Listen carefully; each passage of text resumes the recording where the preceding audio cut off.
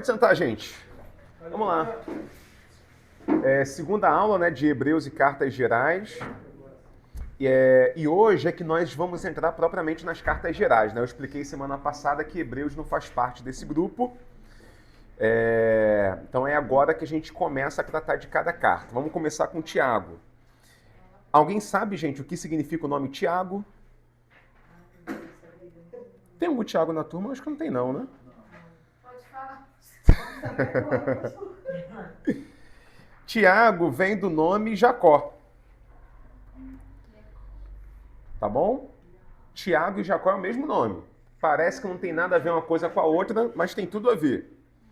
Por quê? O que é Tiago? Melhor, o que é Jacó em hebraico? Hebraico é mais ou menos Iakov. Iakov. Quando o Iakov foi para o grego, virou Iacobos. Iacobos, mais ou menos assim, né?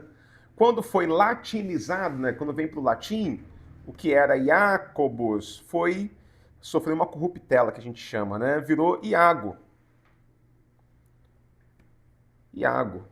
Iakov, Iacobos, Iago. E aí, como era um santo na Igreja Católica, nós temos Santo Iago. A gente aglutina, vira Santiago. Tira o santo, vira Tiago. Tá?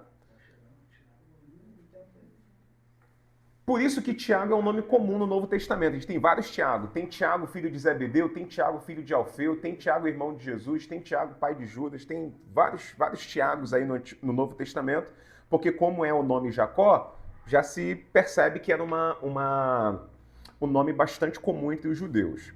Agora, que Tiago é esse?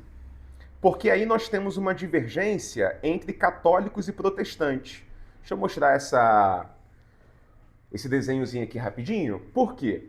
O que acontece? Para nós evangélicos, em geral, o Tiago que escreveu a carta é esse aqui, irmão biológico de Jesus. Jesus teve 4 irmãos, além de irmãs. Tiago, José, Judas, Simão e outras irmãs. Só para conferir, quem talvez não lembre disso, Marcos capítulo 6, versículo 3. Quem puder ler para a gente aí, por favor. Não é este o carpinteiro, filho de Maria, é irmão de Tiago, e José, e de Judas, e de Simão. E não estão aqui conosco suas irmãs, e escandalizavam-se nele. Perfeito. O texto diz aí que Jesus tinha 4 irmãos, entre eles esse Tiago aqui. Aí a gente considera que é esse Tiago aqui que se tornou bispo de Jerusalém, daqui a pouco a gente fala sobre isso, e escreveu a carta. Só que para os católicos não, porque para os católicos, como para eles Maria permanece sempre virgem, Jesus no máximo teve primos, não teria tido irmãos biológicos de verdade. Para os católicos, ou pelo menos para alguns deles, o Tiago, escritor da carta, seria um dos 12 apóstolos. Tiago, o menor. O Tiaguinho do The Chosen, né? Porque lá tem 2 Tiagos. Tem o Tiagão, né? O Tiago, filho de Zebedeu, irmão de João, que é esse camaradinho aqui, Tiago o maior, e o outro, Tiago o menor. Por que não pode ter sido esse Tiago aqui, o maior? Porque ele morreu cedo. Esse Tiago aqui morre em Atos capítulo 12. Olha aqui, ó, Atos capítulo 12, ó. Herodes persegue a Tiago e Pedro. Aí no versículo 2. Fazendo passar a fio de espada a Tiago, irmão de João. Como esse Tiago morreu cedo, não foi ele que escreveu a carta. Aí na concepção católica sobraria para esse rapaz aqui, Tiago o menor, o apóstolo. Mas vamos lá, por que nós entendemos que é o irmão de Jesus? Porque a Bíblia diz isso muito claramente, né? Em vários versículos, o chamando de irmão do Senhor. Deixa eu pegar aqui alguns versículos, ó. Gálatas 1, versículo 19. Pode ler aí, por favor. E não via nenhum outro dos apóstolos, senão a Tiago, irmão do Senhor. Tiago, irmão do Senhor. Tiago, irmão do Senhor. Isso é o quê? Gálatas 1,19. Chama esse Tiago aí de irmão do Senhor. Só que, como a gente viu lá em em Marcos 6, versículo 3, olha que diz aqui, ó, escandalizavam-se nele.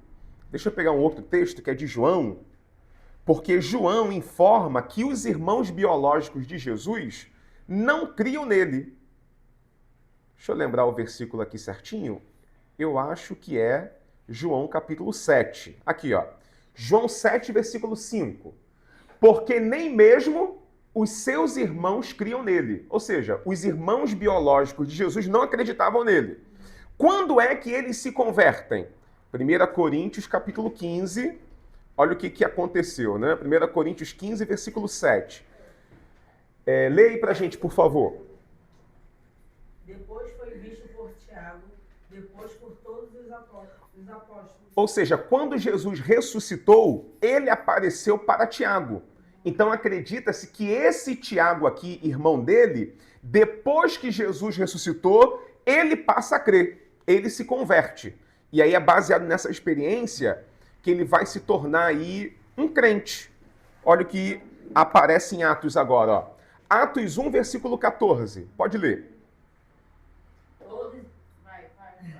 Todos esses perseveraram unanimemente. Nossa, calma aí.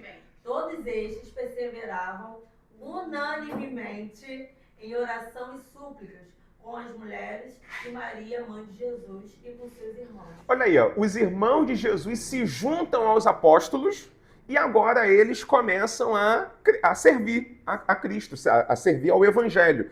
É esse Tiago, então, que vai se tornar líder da igreja de Jerusalém. Quando a gente pega aqui, ó, Atos capítulo 12, ó, Atos capítulo 15, versículo 13. Pode ler aí, ó, Atos 15, versículo 13. E havendo-se eles calado, tomou Tiago a palavra, dizendo: varões, irmãos, ouvi-me. Esse aqui é o irmão de Jesus convertido e que agora é um líder da igreja. Ele se torna o primeiro bispo de Jerusalém, na tradição cristã. Por que ele conseguiu alcançar essa posição de liderança, mesmo não sendo um dos 12 apóstolos originais? Simplesmente porque Jesus assim delegou para ele, né? Jesus o chamou para essa responsabilidade. Boa noite, existe uma tradição cristã, lembra dos evangelhos apócrifos? Tem um evangelho chamado Evangelho de Tomé, que fala sobre uma suposta aparição de Jesus aos apóstolos, colocando Tiago como líder. É isso aqui, ó. Evangelho de Tomé, versículo 12. Alguém lê pra gente aí, por favor. Os discípulos disseram a Jesus: sabemos que nos vais deixar. Quem será o maior entre nós? Jesus disse-lhes: em qualquer lugar para onde fordes, irei ter com Tiago, o justo, que é quem conhece a causa da existência do céu e da terra. É evidente que isso aqui é um relato apócrifo, a gente não acredita na historicidade disso, mas isso aqui é para vocês entenderem que lá na igreja primitiva tinha-se essa ideia de que Tiago se tornou líder da igreja porque o próprio Senhor quis assim, né? Colocou ele para liderar o grupo ali da igreja de Jerusalém. Um outro relato que fala sobre isso tem a ver com a história eclesiástica de Eusébio de Cesareia. Deixa eu pegar um trecho aqui pra gente. Eusébio de Cesareia tem um livro que é muito famoso dele, que é História Eclesiástica, é do século IV. Eu vou ler um trecho aqui, que é do livro 2, capítulo 1. Esse tipo de literatura, gente, é bacana vocês terem conhecimento, porque faz parte da história da igreja, tá? Olha o que diz aqui, ó. História Eclesiástica, livro 2, capítulo 1, verso 2. Naquele tempo, também Tiago, chamado irmão do Senhor, porque também ele era chamado filho de José, pois bem, o pai de Cristo era José, já que estava casado com a virgem, quando antes que convivessem, descobriu-se que havia concebido do Espírito Santo, como ensina a Sagrada Escritura dos Evangelhos. Este mesmo Tiago, pois, a quem os antigos puseram o sobrenome de justo. Tá vendo aqui o justo? É a mesma coisa que a gente viu aqui, ó. Tiago, o justo. Pelo superior mérito de sua virtude, refere-se que foi o primeiro a quem se confiou o trono episcopal da igreja de Jerusalém, ou seja, foi o primeiro bispo de Jerusalém. Clemente, no livro 6º das Hipotiposes, adiciona o seguinte: porque dizem, depois da ascensão do Salvador, Pedro, Tiago aqui o de Zebedeu, o apóstolo, Pedro, Tiago e João, mesmo tendo sido os preferidos do Salvador, não tomaram para si esta honra, mas elegeram como bispo de Jerusalém Tiago, o justo. Ou seja, os apóstolos poderiam um deles ser o líder de Jerusalém, mas cederam para esse Tiago aqui se tornar o bispo da cidade. Agora, estão percebendo que ele é muito chamado aqui de justo, né? Ó, justo, diz aqui, ó, por mérito de sua virtude, ou seja, traz a ideia de que ele é um camarada muito virtuoso. E tudo isso que eu estou explicando, gente, é para fazer conexão com a carta. Porque vocês vão notar que a carta dele é muito incisiva. A carta dele não dá muito espaço para muita teoria. O negócio é prática. E por que ele fala tanto disso? Porque ele é exemplo de alguém de vida prática. Vamos ver aqui, ó. História Eclesiástica, ora, livro 2, capítulo 23, versículo 4 e 5. Olha o que diz aqui, ó. Tá dando para todo mundo ver, né? Sucessor na direção da igreja junto com os apóstolos, Tiago, o irmão do Senhor. Todos dão-lhe o sobrenome de justo, desde os tempos do Senhor até os nossos, pois eram muitos que se chamavam Tiago. Ou seja, como tinha muito Tiago, qual era o apelido dele? Tiago, o justo. Mas somente este, o nosso Tiago, foi santo desde o ventre de sua mãe. Aí já é aquele exagero católico, né? Não bebeu vinho, nem bebida fermentada, não comeu carne, sobre sua cabeça não passou tesoura, nem navalha, e tampouco ungiu-se com azeite, nem usou do banho. É muito consagrado, né? Até o banho. Até o banho não toma. Isso aqui é banho de purificação, né? Não é um banho de higiene, não. Mas isso aqui é uma descrição só para vocês verem que ele era famoso pelo quê? Por ser uma pessoa consagrada a Deus. Olha o versículo 7 aqui, ó. Por sua eminente retidão, era chamado o justo, e obilias, que em grego quer dizer proteção do povo e justiça, como declaram os profetas acerca dele. Ou seja, a fama dele é ser um camarada justo, íntegro. Então, esse caráter dele a gente vê refletido na carta. Porque na carta, a gente vai entrar na carta daqui a pouco, ele pega pesado. E pega pesado como alguém que tem moral para falar. Do tipo, olha, a fé sem obra é morta. Para um camarada colocar o dedo nos outros. Falar assim, olha, a fé sem obras é morta. Ele deveria ter muitas obras para dar a si mesmo como exemplo. O que acontece? Olha uma característica dele, ó. Versículo 6 aqui, ó. Somente a ele era permitido entrar no santuário, pois não vestia lã, mas linho. E somente ele penetrava no templo, e ali se encontrava ajoelhado, pedindo perdão por seu povo. Agora olha que interessante. Tanto que seus joelhos ficaram calejados como os de um camelo, por estar sempre de joelhos adorando a Deus e pedindo perdão para o povo. Então esse camarada também tem fama de ser homem de oração.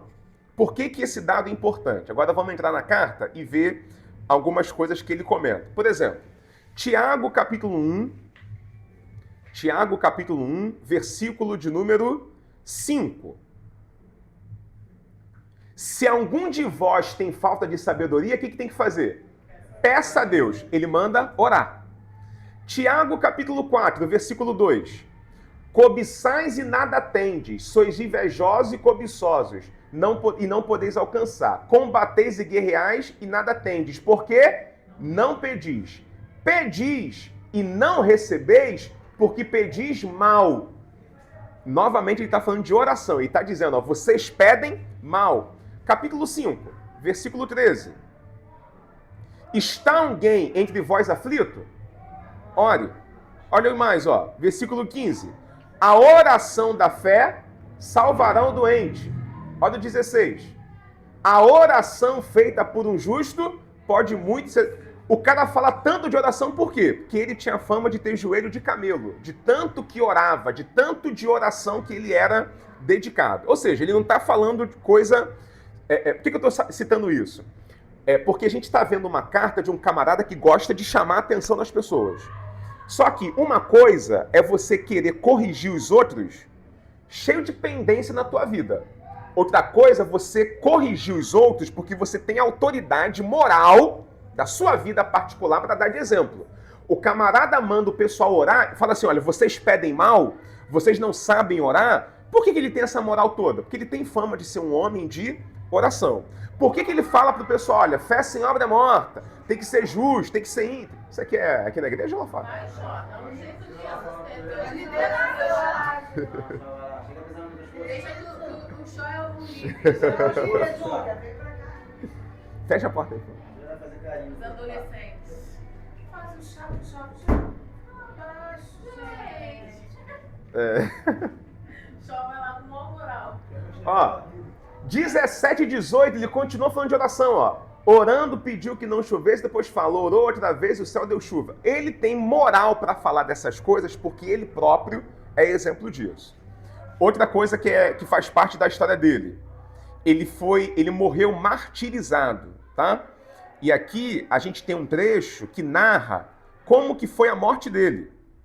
Olha aqui, ó. História Eclesiástica 2, livro 2, capítulo 23. Alguém lê pra gente, por favor, esse versículo 2 aí.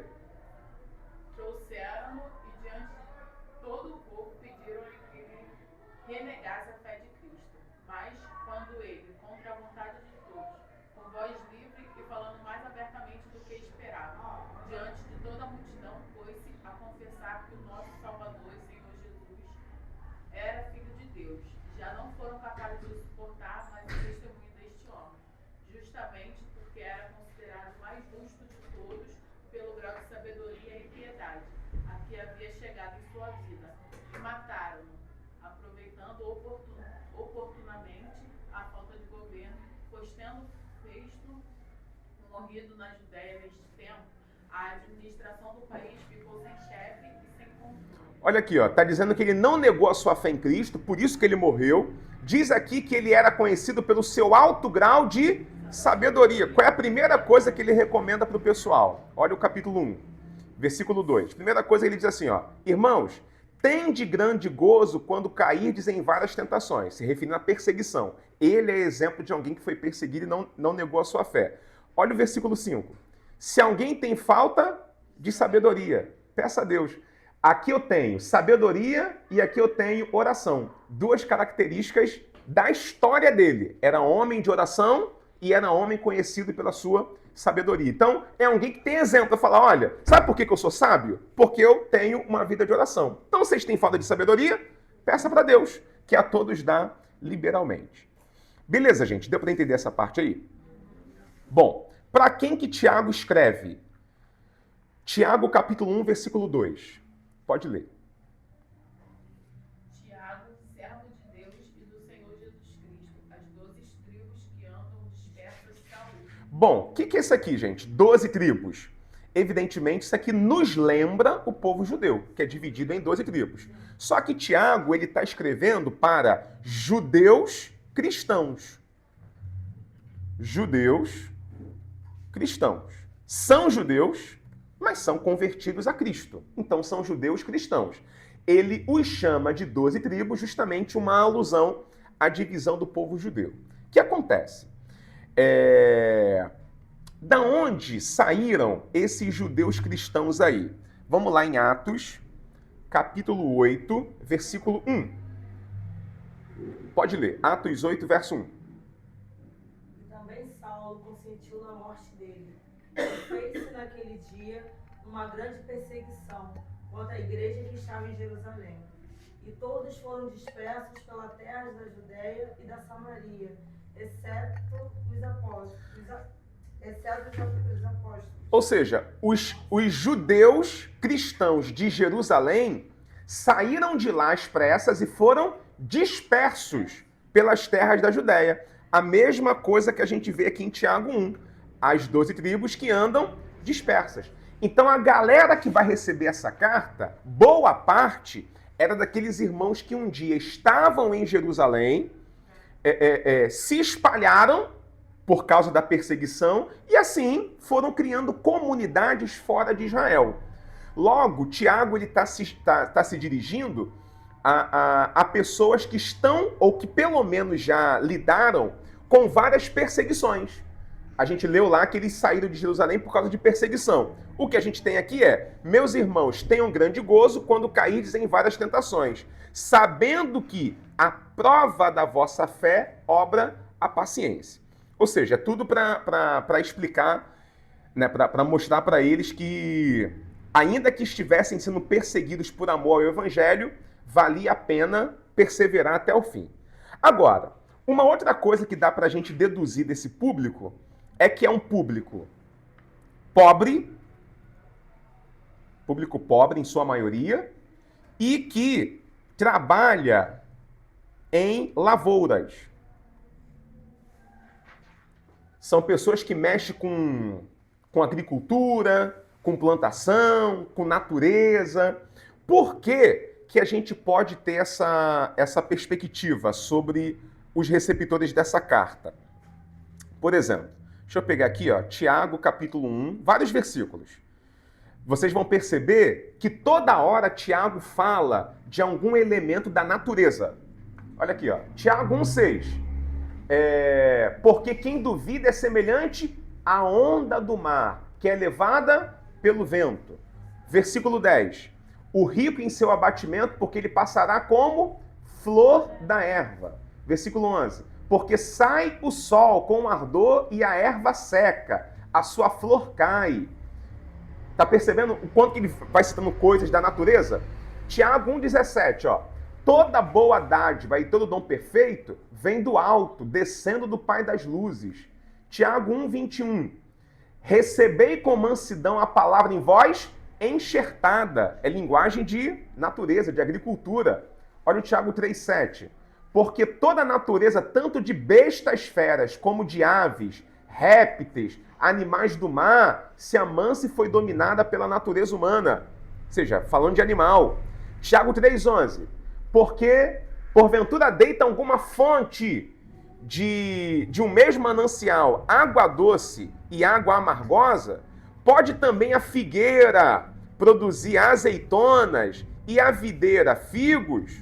Olha toda hora, ó. Ele fala de rio, de água, de flores, de videira, de azeite. Né? Tiago 5,5. Deliciosamente viveste sobre a terra e vos deleitaste. Cevaste os vossos corações. Olha as linguagens de quem mexe com agricultura, com pecuária. Chafé, tá pronto? É a mulher do chafé. Olha o Tiago 5,7. Eis que o lavrador espera o precioso fruto da terra. Tiago 5,18. O céu deu chuva e a terra produziu o seu fruto. Ou seja, ele fala com muita frequência de plantação, de agricultura, de animal, de coisas climáticas, de coisa de natureza, de tempo.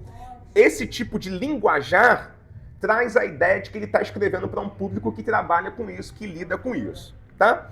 Geralmente, provavelmente, uma galerinha aí que trabalha na lavoura. Até quando eles vieram para o Brasil como imigrantes, né, eles trabalharam nas lavouras de café, de cana.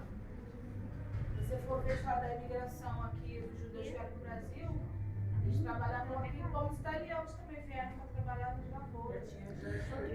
Eu não tenho certeza do que eu vou falar agora, mas eu acredito que geralmente sempre o primeiro movimento de ocupação de uma terra já é primeiro focando nessa área, né? Agricultura. Geralmente, né? Geralmente. Quando uma população migra para uma região e ocupa aquela região ali inicialmente, geralmente é com esse tipo de trabalho, né? Depois que vai aprendendo outras coisas. Porque a agricultura é a coisa mais básica, né? Ali quem mexe com isso já tem ali o alimento, já tem um sustento, já tem terreno. Aí depois chega a linha ferroviária. Aí vai se desenvolvendo, né, o país. Ou não. Ou fica atrasado para sempre. Mas enfim. Bom, outra coisa que bacana da gente perceber aqui sobre Tiago é que é encarar Tiago como uma homilia, como uma pregação. Deixa eu colocar aqui, ó. A carta de Tiago parece ser uma pregação. Pregação mesmo. Sabe quando um pregador tem um esboço lá direitinho, que ele prega com início, meio e fim, né? Introdução, desenvolvimento, conclusão, aquela coisinha toda? Pois é, tem esse aspecto. Agora, por que a gente nota em Tiago características de uma pregação? Primeiro, deixa eu mostrar aqui um gráfico. Vamos lá, ó. Esse gráfico aqui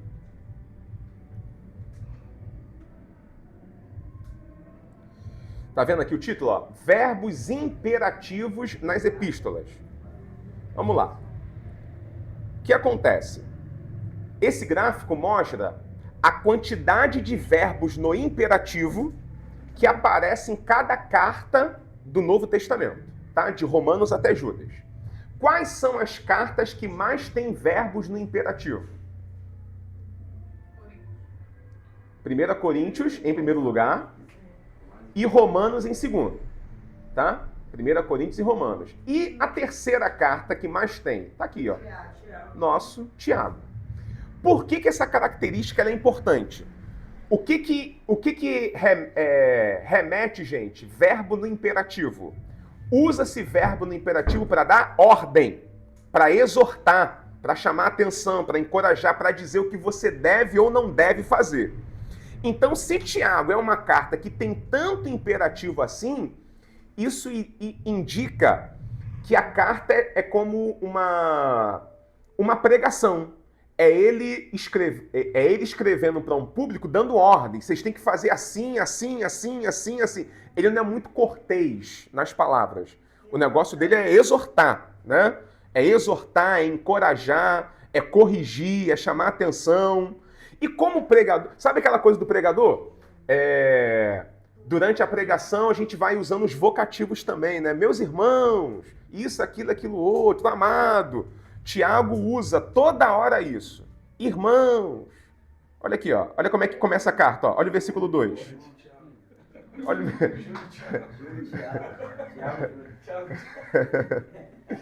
o versículo 2. Meus irmãos, tende motivo de gozo. Deixa eu ver aqui, ó. Não vos enganeis, meus amados irmãos. Sabeis essas coisas, meus amados irmãos. Meus irmãos, não tenhais a fé. Ouvi, meus amados irmãos. Meus irmãos, qual é o proveito? Tá vendo? Toda hora, ó, meus irmãos, não vos torneis. Parece que ele está pregando, né? Parece que Tiago primeiro foi uma pregação.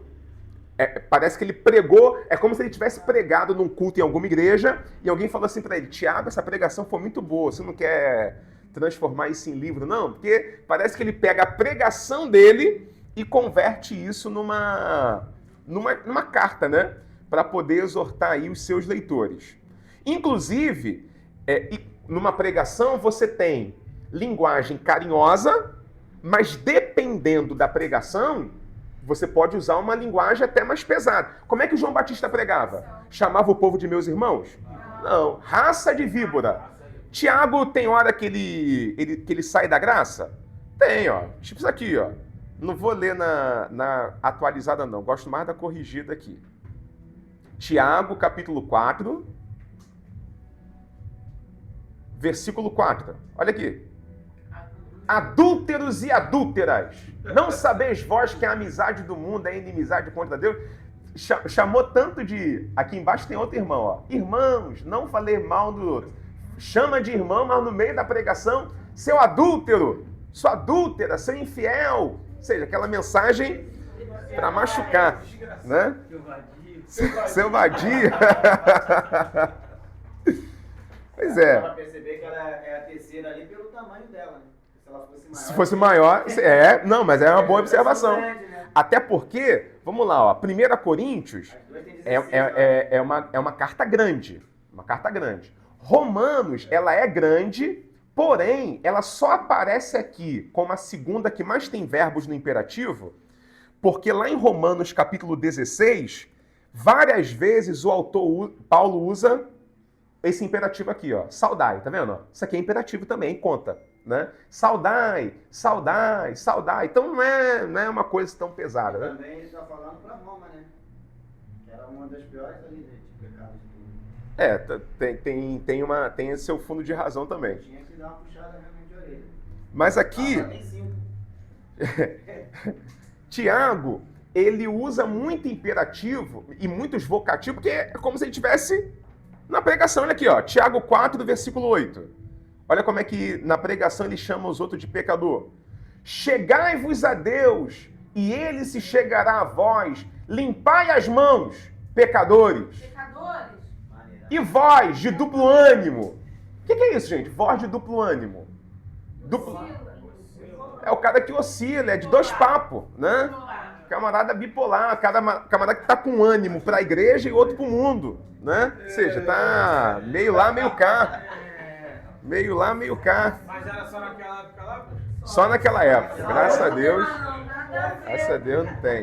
Nem aqui nessa igreja. Se tiver, só na PIB que tem. Né? Simeô não tem, não. Só na Universal. Só na Universal. Inclusive, o próprio pregador Tiago se coloca na condição de pregador. Lê aí, por favor, Tiago 3, versículo 1. Meus irmãos, muitos de vós não sejam mestres, sabendo que receberemos mais do juízo. Ele fala sobre mestres e olha o verbo no plural de primeira pessoa, porque receberemos. Então ele é um dos mestres. Então ele é um ensinador, ele é um pregador. E aí o que acontece? Se isso aqui é uma pregação, vamos lembrar, qual foi a principal pregação de Jesus Cristo? Quem lembra? O principal sermão de Jesus Cristo. O maior, mais importante, mais famoso. Sermão do Monte, ou Sermão da Montanha. Por que eu estou lembrando disso? Porque se vocês lerem a carta de Tiago, vocês vão notar que ele tem várias referências ao Sermão da Montanha. Vou pegar aqui uma listinha de exemplo. Olha aqui, ó. Algumas frases, inclusive, são repetidas. Tiago 1:2. Meus irmãos, tenham grande gozo quando cairdes em várias tentações. Olha Mateus 5. Bem-aventurados sois vós quando vos injuriarem, perseguirem, mentindo, disserem todo mal contra vós. Ou seja, Tiago diz isso baseado no Sermão da Montanha. Vou citar alguns outros, ó. Deixa eu pegar isso aqui, ó. Tiago 1:22. Sede cumpridores da palavra e não somente ouvintes. Isso lembra o quê? Sermão da Montanha. Aquele que escuta as minhas palavras e pratica é semelhante ao homem que edificou a casa sobre a rocha. Olha Tiago 2:5. Porventura não escolheu Deus aos pobres deste mundo para serem ricos na fé? Olha Mateus 5:3. Bem-aventurados os pobres de espírito, porque deles é o reino dos céus. Olha Tiago 2:10.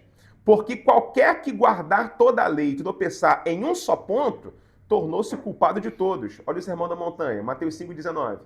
Qualquer que violar um desses mínimos mandamentos e assim ensinar os homens, será chamado o mínimo no reino dos céus. Ou seja, vários versículos de Tiago se inspiram no Sermão da Montanha. Deixa eu pegar aqui mais alguns exemplos. Ó. Olha exemplos claros. Tiago 4:4. Adúlteros e adúlteras, não sabeis vós que a amizade do mundo é inimizade contra Deus? Quem quiser ser amigo do mundo, constitui-se inimigo de Deus. Olha o Sermão da Montanha.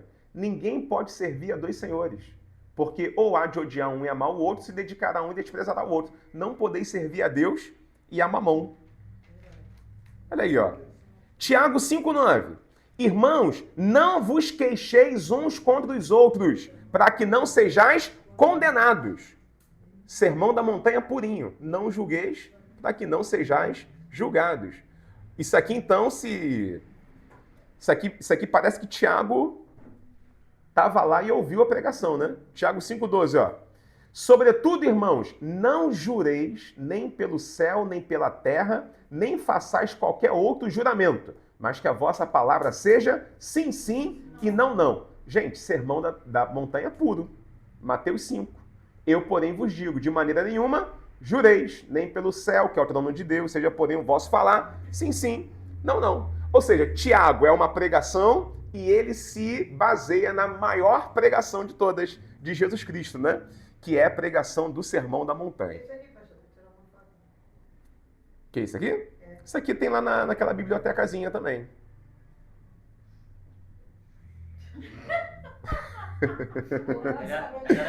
É tudo prevenido. Deixa eu tirar foto, pessoal. Peraí. Já tirei, Qual já. prateleira? Quer tirar isso aí? Ah, foi 2 páginas. Você tirou a foto das 2 páginas? Só a primeira. Tá na terceira prateleira, de cima pra baixo. Calma aí. Ela tá tirando a Essa selfie. não, tem que Ela não vai enxergar Tá tirando. a foto da É pra mostrar pro Cidinho a foto.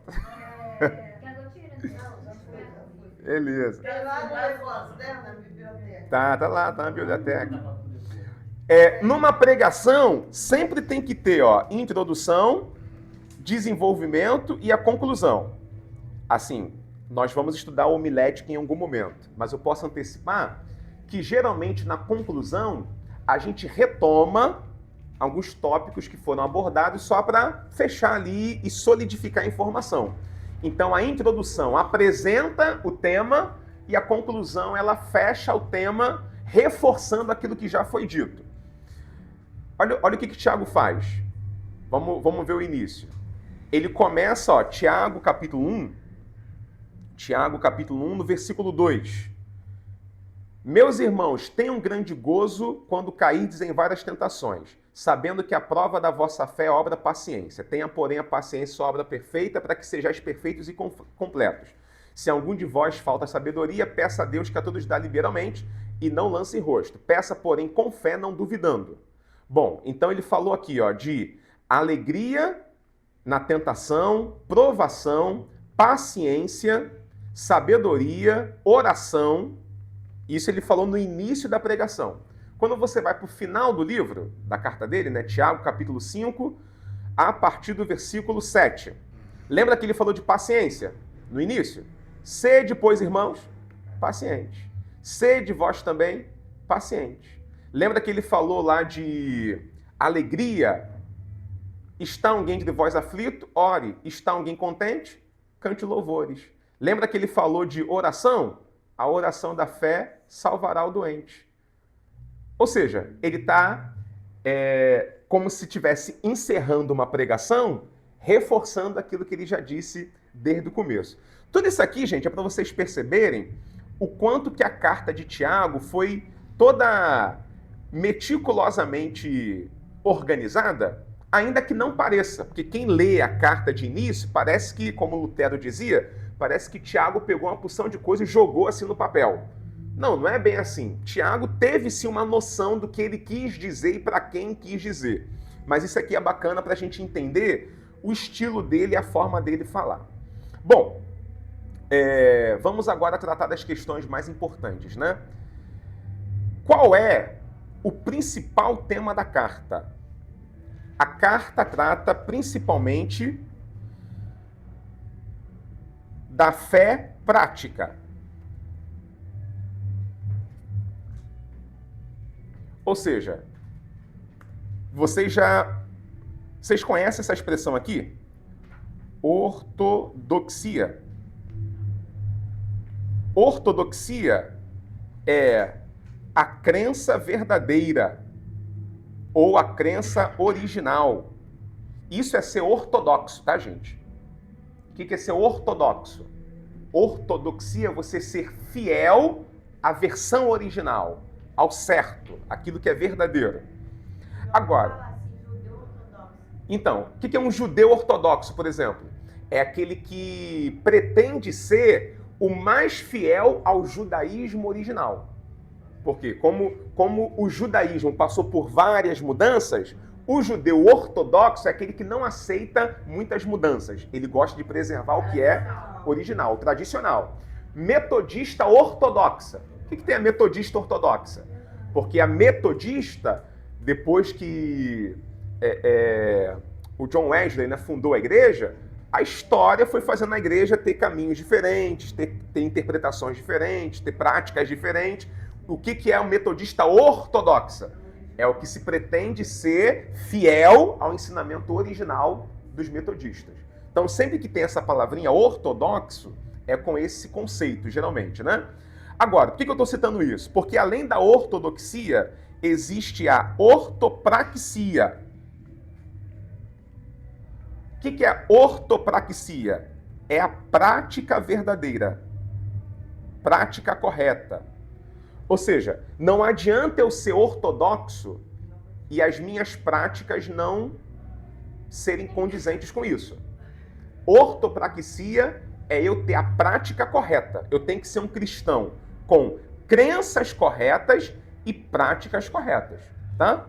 O que é o cristão ortodoxo? Ele crê nas doutrinas originais. Santíssima Trindade, ressurreição de Jesus Cristo. Isso aí é doutrinas ortodoxas. Nós temos que crer nisso. Agora, não adianta eu ser ortodoxo na crença, mas na prática eu não ter uma vida condizente. Então, o que Tiago vai fazer? Tiago, na sua carta, ele faz apelos para que os cristãos pratiquem a sua fé. Vamos rever aí alguns versículos. Tiago, capítulo 1, versículo 22 e 23. Pode ler, por favor. Sede cumpridores da palavra, e não somente ouvintes, enganando-vos com falsos discursos. Porque se alguém é ouvinte da palavra e não cumpridor, é semelhante ao varão que contempla ao espelho seu rosto natural. Perfeito.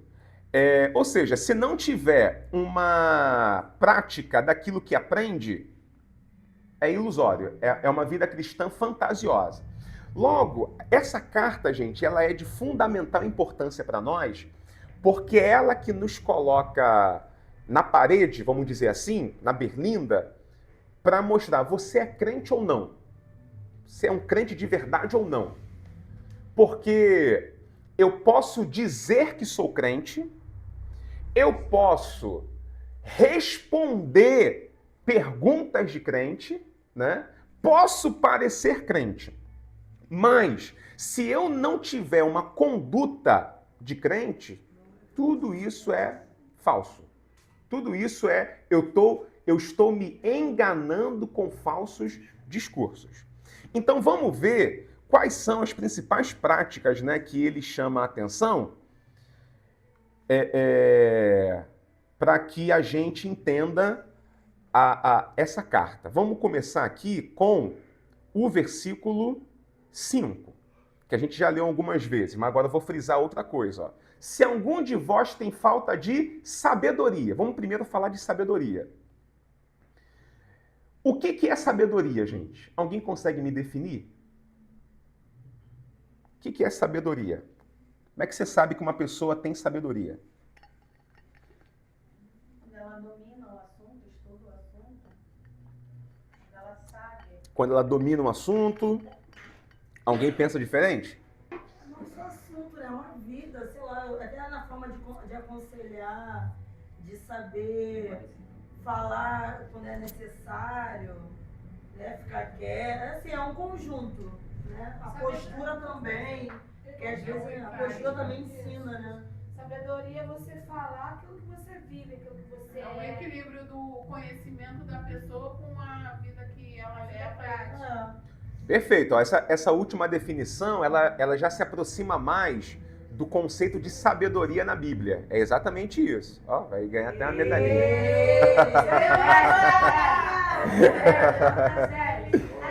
Tá gravado pra gente colocar na formatura.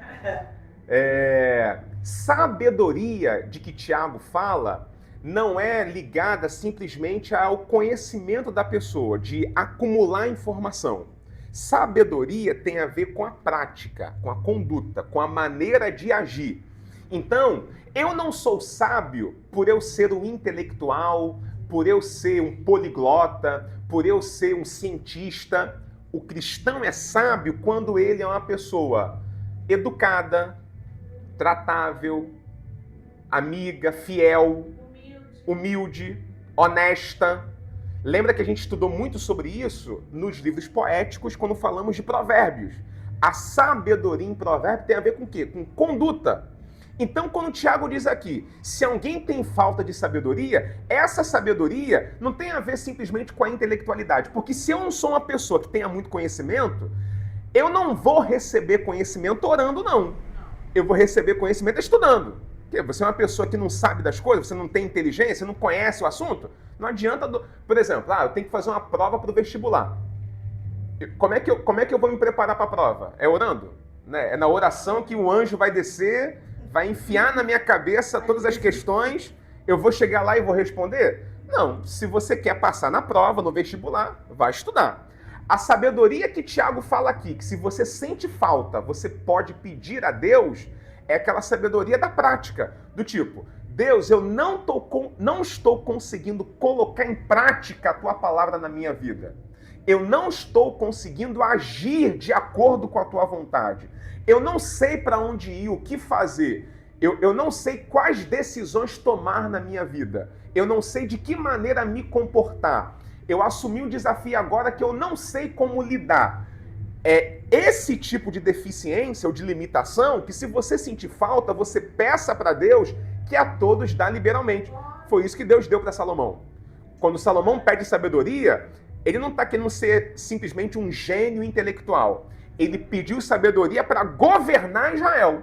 Tanto que a primeira prova de sabedoria de Salomão não foi um teste de matemática, de geografia, de filosofia. Não, o primeiro teste dele foi 2 mulheres, que uma criança morreu, a outra está viva. Chega a situação para ele resolver. E aí? Como é que um camarada resolve um conflito desse? Aí, com a sabedoria que Deus lhe deu, ele tem a resposta para dar. Isso aqui é importante, por quê? O seminário teológico não vai te dar sabedoria. Esse curso te dá conhecimento, te dá informação, para você aprender, para você conhecer, para você se informar. Isso tudo o curso dá. Agora, o que vai te tornar um camarada sábio é a tua capacidade de colocar tudo isso em prática, principalmente na maneira como você lida com as pessoas. Por que eu estou tocando nessa parte da sabedoria de Tiago? Vamos aqui em Tiago, capítulo 3. Olha o que ele fala sobre sabedoria no versículo 13. Pode ler. Tiago 3, 13. Quem de entre vós é sábio e entendido? Mostre pelo seu bom trato as suas obras e mansidão de sabedoria. Pode continuar. Mas se tendes amarga inveja e sentimento faccioso em vosso coração, não vos glorieis, nem mintais contra a verdade. Essa não é sabedoria que vem do alto, mas é terrena, animal e diabólica. Continua? Porque onde há inveja e espírito faccioso, aí há perturbação e toda obra perversa. Olha como é que é a sabedoria que vem de Deus. 17. Mas a sabedoria que do alto vem é primeiramente pura, depois pacífica, moderada, tratável, cheia de misericórdia e de bons frutos, sem parcialidade e sem hipocrisia. Isso é uma pessoa sábia, né? A pessoa sábia é isso aqui. Tiago 3,17. É, do 13 ao 17. Ou seja, não é um O intelectual. capítulo é 1, né? Não, a que a gente leu agora foi o capítulo 3. 3, do 13 ao 17. Sábio aqui não é um intelectual, não é o poliglota, não é o cara que fala grego, hebraico, aramaico. Não, não é. O sábio é o camarada, primeiro, que é puro. Por quê? Porque pureza tem a ver com intenção, tem a ver com sinceridade. Depois é pacífico, porque quem é sábio mesmo não quer guerra. Quem é sábio sempre promove paz, porque a guerra sempre tem perda, sempre tem prejuízo. Quem gosta de promover guerra não tem sabedoria, porque numa guerra todo mundo se machuca, todo mundo sofre prejuízo. Então, se a pessoa tem prazer em promover guerra, disputa, ela não tem sabedoria. Pessoa esperta mesmo é aquela pessoa que sempre que tiver ao alcance dela, ela vai procurar manter as coisas em paz. Porque em paz, ninguém se machuca. Moderada, ou seja, tem autocontrole, é tratável, cheia de misericórdia. Quem é sábio é misericordioso. Tem bom fruto. Agora, isso aqui que eu acho maravilhoso, ó. O sábio, ele não trata com parcialidade. Ou seja, ele trata todo mundo com igual respeito, sem hipocrisia. Por que aqui ele está falando que o sábio trata sem parcialidade? Porque lá no capítulo 2, ele falou sobre os irmãos preconceituosos, que tratam os irmãos em acepção de pessoas. Ou seja, trata os outros de acordo com seus interesses. Puxa saco do irmão que tem dinheiro, do irmão que tem carro, do irmão que tem cargo, do irmão que tem influência.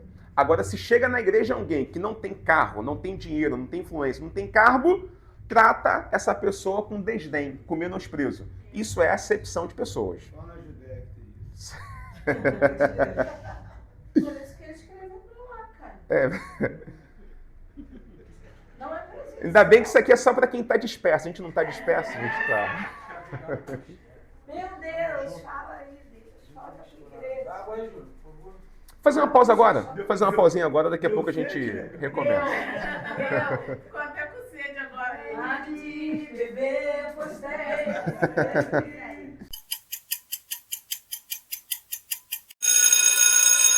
Vamos comentar. Vocês estão notando que, assim, a nossa preocupação não está sendo ler a carta de Tiago capítulo por capítulo, até porque Tiago ele é meio doidão mesmo. Ele começa um assunto, aí não termina, vai para outra coisa, depois volta no assunto.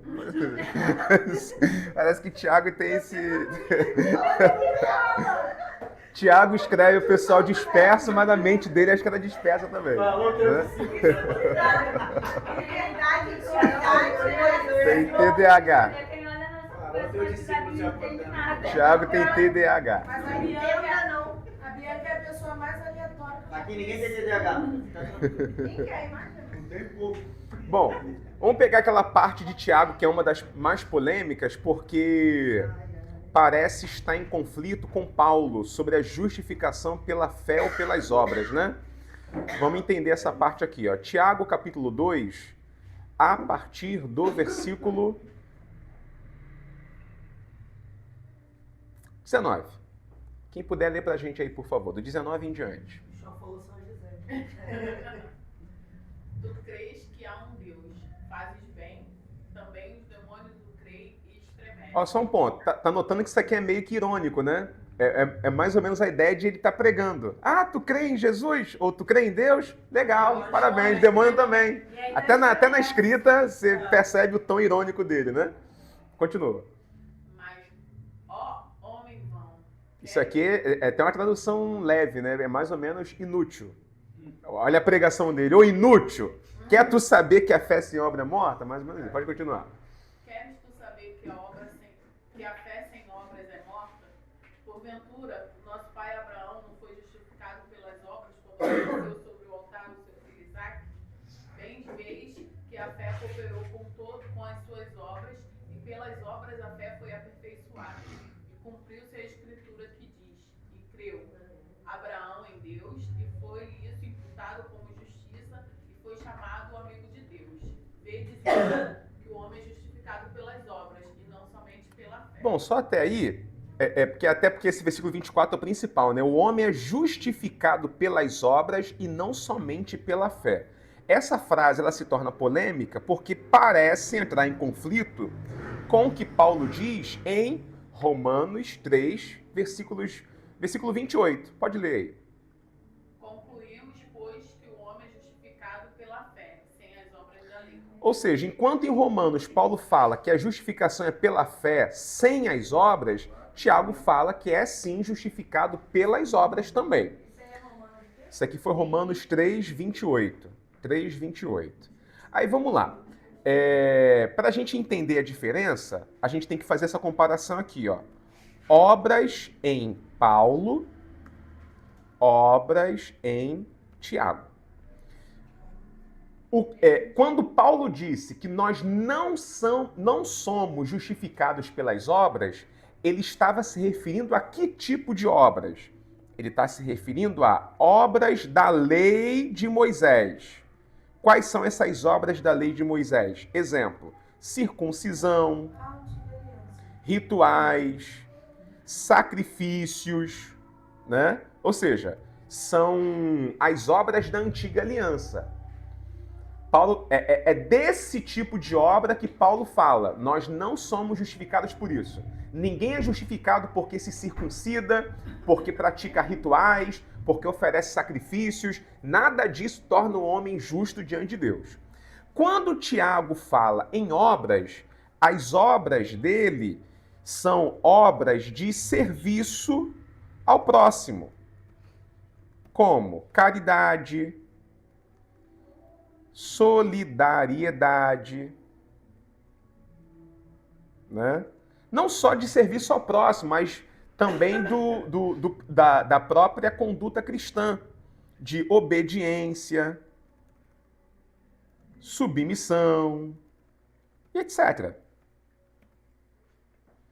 Ou seja, eles estão falando de obras diferentes, então eles não estão se contradizendo, tá? Eles não estão se contradizendo. Paulo está falando das obras da lei de Moisés. Tiago está falando de serviço, né? De obediência a Deus, de prática de caridade, né? De serviço ao próximo, de coisas que nós fazemos no dia a dia para poder ajudar alguém, para abençoar alguém e tudo mais. Aí vamos lá. A prova de que não há contradição entre os dois é que Paulo, ele também fala sobre essas obras aqui. Quer ver, ó? Vamos lá, Romanos capítulo 6. Romanos capítulo 6, versículo 1 e 2. Quem puder ler pra gente, por favor. Que diremos, pois? Permaneceremos no pecado para que a graça abunde? De modo nenhum. Nós que estamos mortos para o pecado, como viveremos ainda nele? Ou seja, quem crê em Jesus de verdade não vai ficar na prática do pecado, vai praticar obras de obediência e serviço a Deus. Outro texto, ó, Romanos, capítulo 12. Desculpa, Romanos não, vamos lá para Efésios. Efésios, capítulo 2, do versículo 8 ao 10. Esse aqui talvez seja o texto mais completo sobre isso. Pode ler, ó. Efésios, capítulo 2, do 8 ao 10. Porque pela graça sois salvos, por meio da fé. E isto não vem de nós, é dom de Deus. Não vem das obras para que ninguém se glorie, porque somos feitura sua, criados em Cristo Jesus para as boas obras, as quais Deus preparou para que andássemos nela. Olha aí, ó. Aqui Paulo é o mais abrangente possível. Ele está dizendo, nós somos salvos pela fé, não é pelas obras. Porém, aqui ele diz, nós que cremos e que somos salvos, nós agora somos feitura sua, criados em Cristo para as boas obras. Eu não sou salvo pelas obras, mas eu sou salvo para praticar obras. É disso que Tiago está falando também. Então, quando ele diz que nós somos justificados pelas obras além da fé, a salvação é somente pela fé, mas é uma fé que pratica obras. Não é uma fé morta, não é uma fé só de discurso, não é uma fé só de teologia, é uma fé de prática, é uma fé de conduta, de vida mesmo com Deus. Deu para entender essa diferença aí dos dois, gente? Ali quando ele fala que não vem das obras para que ninguém se glorie, porque assim, nós que somos, que andamos com Jesus, nós temos que andar com ele, né? Não tem um versículo que fala que você que está em Cristo ande... Andar como ele andou? Sim, é 1 João, capítulo 3.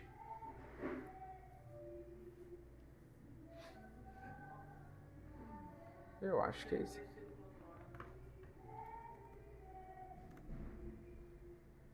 Deixa eu ver, deixa eu recordar aqui. Eu sei que é 1 João.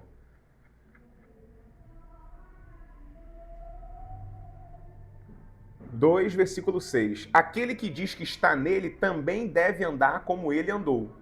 Perfeito. Ou seja,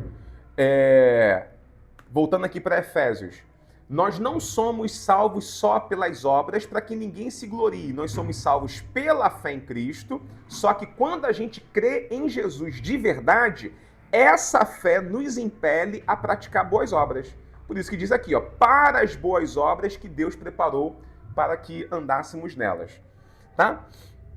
Bom, Quando o Tiago fala lá da atitude de Abraão, perfeito. ele fala de obediência e Porque muita fé, né? ele não era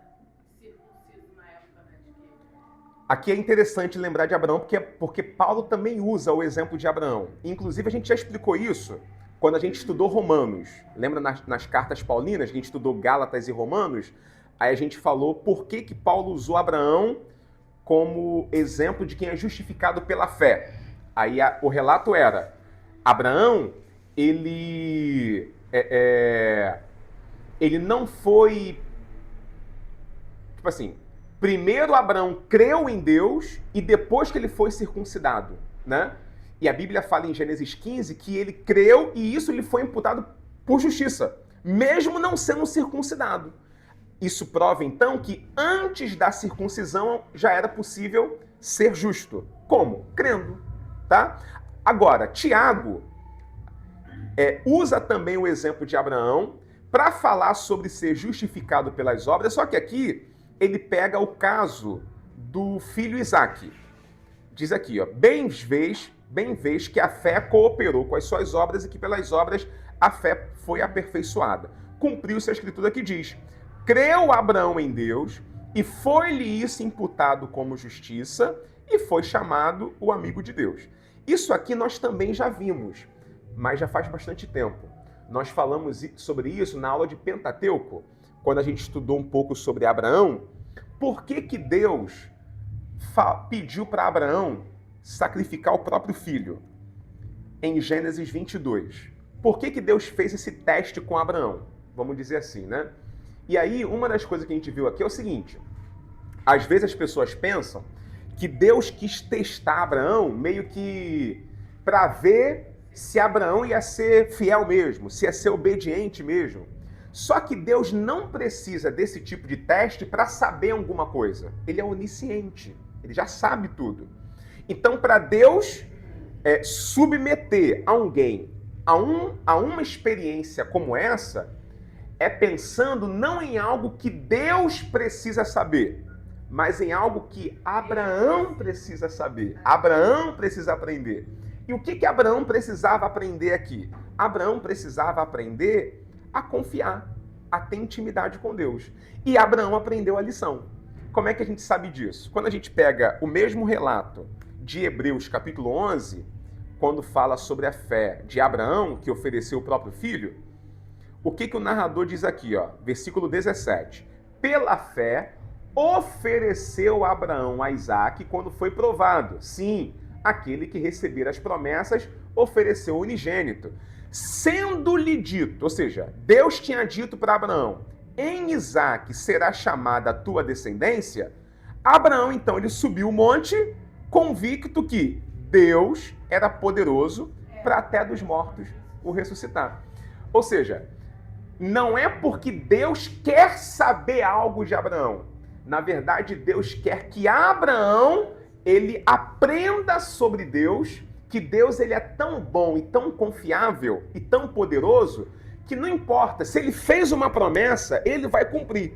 Então, ainda que eu suba lá e mate meu filho, cara, esse Deus, ele é tão fiel à promessa dele que uma coisa eu sei, eu não vou descer de lá com o meu filho morto. Não vou. Eu vou descer de lá com o meu filho vivo. Por isso que ele diz aqui, ó, ele era poderoso para até dos mortos o ressuscitar. Lembra que lá em Gênesis 22, quando ele responde aos servos, o que ele diz? Havendo adorado, tornaremos a vós. Ele garante que vai voltar junto com o filho. Ele garante isso. Por quê? Porque ele tem ciência, ele tem certeza que vai chegar lá. Vejam bem, gente. Ele não sabe, ele não está, vamos dizer assim, prevendo que Deus vai interromper o ato. Não é isso. Ele não imagina que Deus vai interromper, que vai fazer alguma coisa ali para parar. Não, ele não pensa nisso. O que ele pensa é, Deus prometeu que vai me dar uma descendência através de Isaque. Agora Deus está mandando matar Isaque. Bom, não sei o que Deus quer com isso. Eu só sei que Isaque vai ficar vivo. Porque Deus prometeu que vai me dar uma descendência através de Isaque. Então, seja o que for. Ou ele vai ressuscitar, ou vai acontecer alguma outra coisa, mas eu vou descer com o meu filho vivo. Esse tipo de experiência faz com que Abraão tenha mais intimidade com Deus. Por quê, gente? Intimidade tem a ver com confiança, né? Você só tem intimidade com quem você confia. E por que eu estou mencionando isso? Porque quando a gente volta lá em Tiago, Tiago usa esse episódio para dizer, e foi chamado o amigo de Deus. Como quem diz assim, porque Abraão passou pelo que passou e foi fiel, ele desceu de lá com intimidade com Deus a ponto de ser chamado amigo dele. Abraão, ele se torna amigo de Deus porque ele aprende a confiar, a ter esse nível de intimidade com o Pai. Uma confiança tão grande que não importa o que ele mande eu fazer. Eu vou fazer porque eu sei que ele está pensando no meu bem. Isso aqui, gente, é um nível de intimidade muito grande, é um nível de confiança muito grande. Por isso que Tiago usa esse exemplo para falar que a justificação também é pelas obras.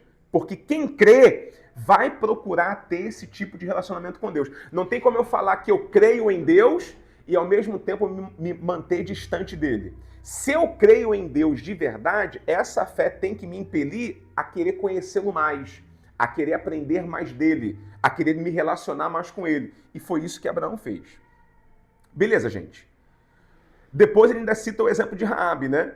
De igual modo, Raabe, a meretriz, não foi também justificada pelas obras quando recolheu os emissários e os despediu por outro caminho? Por que ele está citando o caso de Raabe aqui? Porque Raabe, naquele episódio lá de Josué, Raabe tem uma fé que é maior do que a do próprio Josué. Por que a gente pode falar isso? Porque Josué, ele crê em Deus, só que ele manda espias para espiar a cidade. E o simples fato de mandar espias já é um sinal de que ele crê, mas é aquela fé assim, deixa eu ver como é que vai ser, né? Como é que é a região, né? Vamos ver, né, o que tem pela frente. Ele crê em Deus, ele sabe que Deus vai dar a terra para eles. Só que ele vai naquela ideia de, não, vou mandar os espias na frente para dar uma olhadinha, ver o terreno. Por que eu estou dizendo que Raabe tem até mais fé do que ele? Porque quando você pega a história de Raabe, o que ela responde para os espias? Eu acho que é o capítulo 3 ou capítulo 2. Capítulo 2.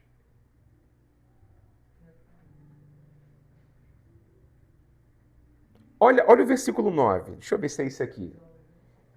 Olha aqui, ó. Josué 2, versículo 9. E disse aos homens, bem sei que o Senhor vos deu esta terra. Gente, a mulher está falando, eu já sei que Deus deu essa terra para vocês. Por isso que eu estou dizendo, ela tem uma fé maior do que a de Josué. Porque Josué crê que a terra é dele, mas calma aí, deixa eu ali dar uma espiada.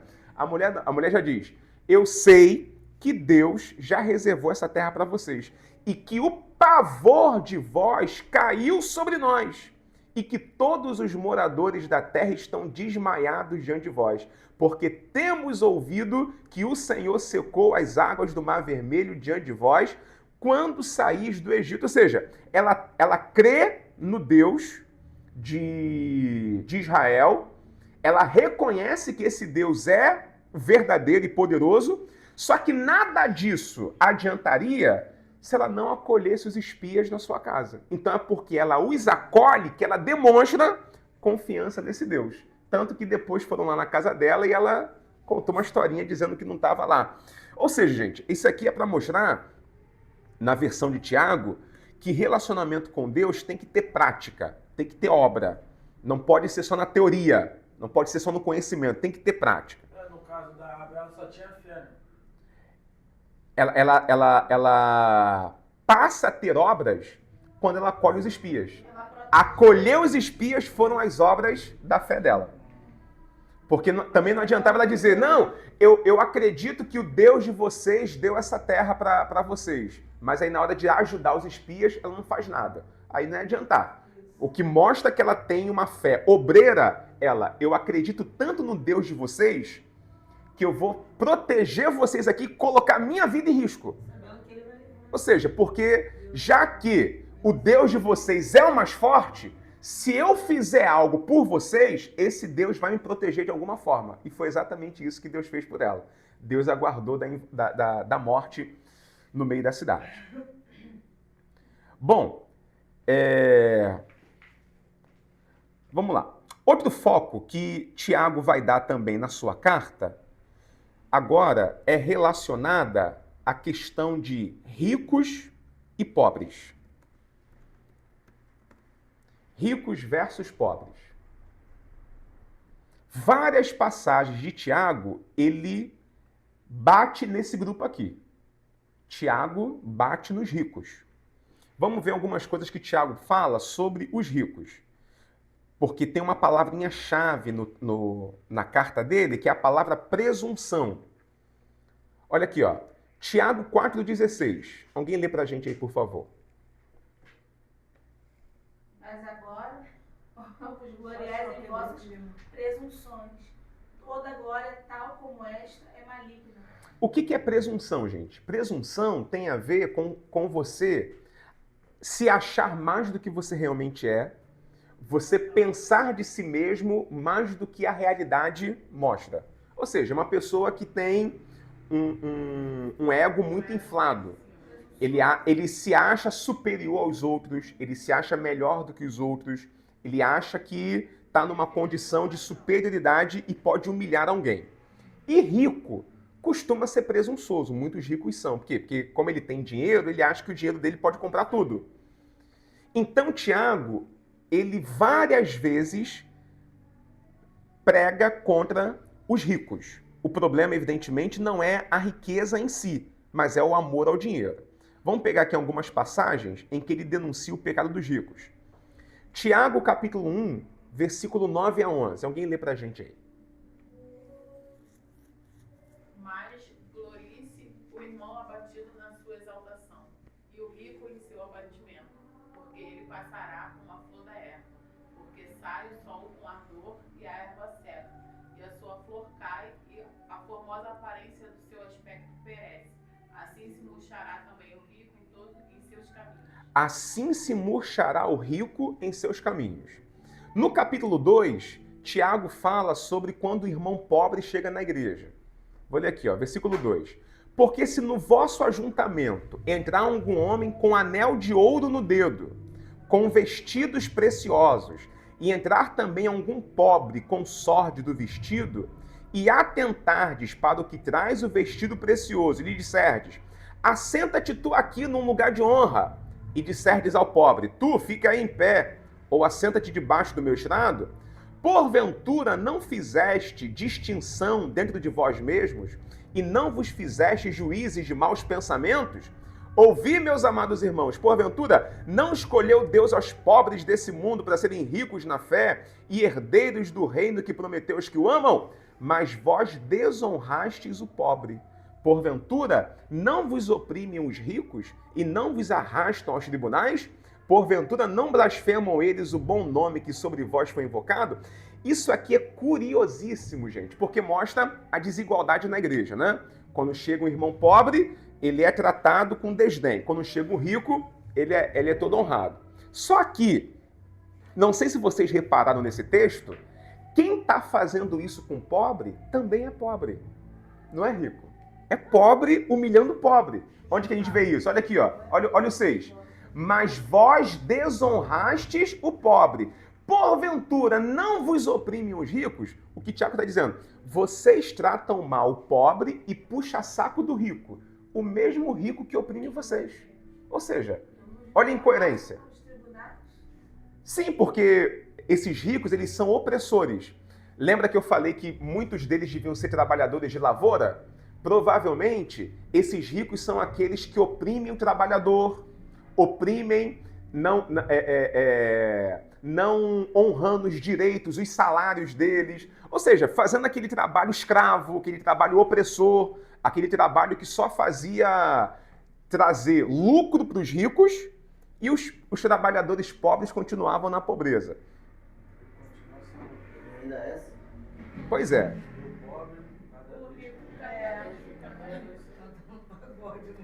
Isso aqui é muito parecido com a imagem de uma loja de, sei lá, de joia, de roupa cara, em que o atendente que está ali também é pobre. Ele acha que é rico, né? Mas ele se acha rico. Pois é. Pois é. Tu chega lá com cara de pobre, ele te trata com desdém. Só que ele é tão pobre quanto você. É mais do que eu, tô indo lá. Pois é. Pois é. Ele tá lá trabalhando achando que ele é rico, porque trabalha na loja de Pois é. Só que isso aqui também é um pouco mais amplo. Isso aqui não é só para a questão de rico e pobre. Toda pessoa que chega na igreja tem que ser bem recebida, tem que ser bem acolhida. E isso não depende de dinheiro, não depende de aparência, não depende de posição de classe social, não depende de cargo, não depende de nenhum fator de divisão da sociedade. Igreja é a casa de Deus. Aqui o pessoal aqui até que é legalzinho. Tem uma legalzinha. Na casa de Deus todo mundo é bem-vindo. Aqui não chegou nenhum rico. Não, aqui não chegou nenhum rico, é todo mundo pobre. Aí tá todo mundo legal, vamos ver como chega. Ombro a ombro. Ninguém me tratou como eu paro descascando.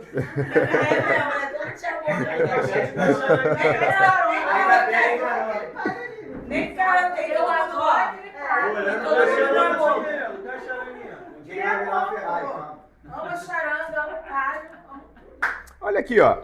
Agora, aquele versículo do Fé Sem Obras, ele também comenta algo a respeito antes. Ó. Irmãos, que aproveita se alguém disser que tem fé e não tiver obras?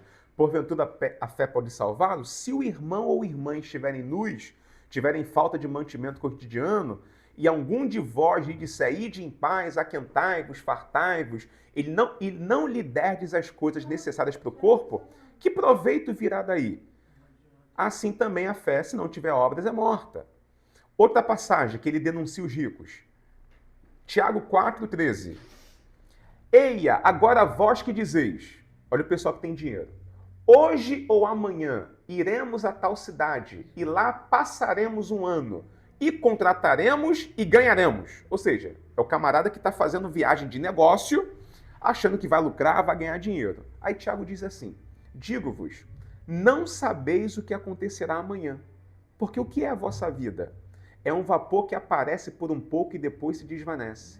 Em lugar do que devis dizer, se o Senhor quiser e se vivermos, faremos isto ou aquilo. Ou seja, todo plano que a gente fizer tem que contar e tem que depender da graça de Deus. Não adianta fazer planos convicto de que vai realizar por conta própria, por capacidade própria, porque se Deus falar não, não vai conseguir, cara. Se Deus permitir. Se Deus permitir, se viver... Se Deus quiser, Qual foi o anterior ali, pela tua pastor? vontade. Se Tiago, Deus o quê? quiser. 2, 14 a 17. Se for por ele sozinho, não quero não. Se Deus aprovar. É se Deus aprovar, é se Deus quiser que você vá, se Deus permitir que você vá. Isso vale para qualquer projeto que você tiver em mente. Aqui, Tiago está denunciando principalmente os ricos, porque eles eram presunçosos, que estavam tão convictos que iam lucrar mais, iam ganhar mais, iam ter mais dinheiro, vai dar tudo certo, que eles estão relaxados na sua fé. E aí Tiago fala, olha, toma cuidado, porque a vossa vida é como um vapor que aparece um pouco e depois se desvanece. Você não tem controle nenhum sobre o amanhã. Mateus, ele fala alguma coisa assim no dia de amanhã. Mateus 6. Mateus 6. Mateus fala sobre isso também. Aí chega o arremate. Tiago 5. Depois de tanto falar contra os ricos, olha o que Tiago diz. Tiago 5, a partir do versículo 1. Pode ler aí, por favor. Tiago 5, do 1 em diante. Eia, pois agora vós, ricos, chorai e pranteai por vossas misérias, e sobre vós hão de vir. As vossas riquezas estão apodrecidas, e os vossos vestidos comidos da traça.